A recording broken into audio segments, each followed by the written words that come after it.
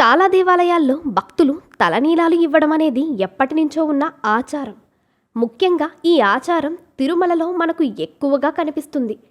తిరుమలలో దేవునికి కళ్యాణ కట్ట వద్ద భక్తులు తలనీలాలు సమర్పిస్తారు. కలియుగంలో మనుషులు చేసే పాపాలను తొలగించేది కలియుగ దైవమైన శ్రీ వెంకటేశ్వర స్వామి. అందుకనే ఆయన సన్నిధానంలోనే తలనీలాలు సమర్పించడానికి భక్తులు ఎక్కువ ప్రాముఖ్యత ఇస్తారు. దేవుడికి తలనీలాలు సమర్పించడమే సాంప్రదాయాన్ని వేదకాలం నుంచి భారతీయులు కొనసాగిస్తున్నారు. ముఖ్యంగా దక్షిణ భారతంలో కేశఖండనకు ప్రాధాన్యత ఉంది.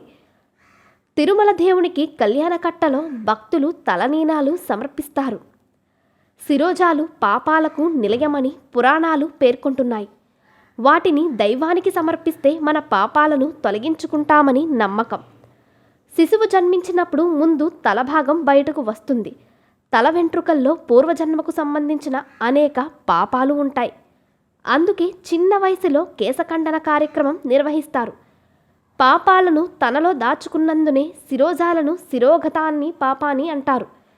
భగవంతుడికి తలనీలాలు సమర్పిస్తామని భక్తితో మొక్కుతాం.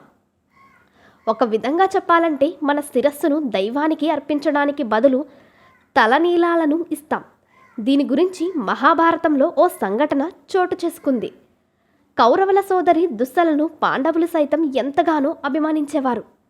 ఆమెకు సింధు దేశపు రాజు జయద్రథుడితో వివాహం జరిగింది. కౌరవులతో జూదంలో ఓడిపోయిన పాండవులు ఒప్పందం ప్రకారం వనవాసానికి వెళ్లారు. పాండవుల లేని సమయంలో వరసకు సోదరి అయ్యే ద్రౌపదిని సైంధవుడు అపహరించి తన రథంపై బంధించి తీసుకెళ్లే ప్రయత్నం చేశాడు. ఈ విషయం తెలిసిన పాండవులు సైంధవుణ్ణి అడ్డుకుని ద్రౌపదిని విడిపించారు. ఆవేశంతో భీముడు అతన్ని సంహరించబోతే ద్రౌపది వారించింది. సైంధవుణ్ణి చంపితే మీరు ప్రేమగా చూసుకున్న సోదరి దుస్సల విధవరాలిగా మారిపోతుందని అనడంతో ప్రయత్నాన్ని విరమించుకున్నాడు. అతడి తల వెంట్రుకలను తీసేస్తే తల తీసేసినంత పనవుతుందని ధర్మరాజు చెప్పడంతో గుండు గీసి అవమానించి పంపుతారు.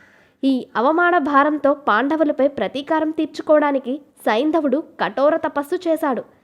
ఇక తిరుమలలో శ్రీవారికి కేశఖండన చోటున కళ్యాణకట్టు అంటారు. హిందూ సాంప్రదాయంలో ఎల్లప్పుడూ శుభం పలకాలనేది పెద్దల భావన. అందుకే క్షవరానికి బదులు కళ్యాణమని ఉచ్చరించాలని జనమేజయుని సోదరుడు శతానీకుడు సూచించాడు. దీంతో కళ్యాణమనే మాట ప్రాచుర్యంలోకి వచ్చి కాలక్రమంలో కళ్యాణకట్టగా స్థిరపడింది. వేం అంటే పాపాలు, కట అంటే తొలగించేవాడు కాబట్టి శ్రీనివాసుని కలౌ వెంకటనాయక అనిగాడు.